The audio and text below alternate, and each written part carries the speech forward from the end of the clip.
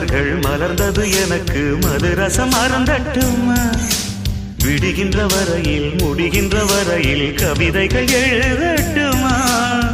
முத்தம் என்ற கடலில்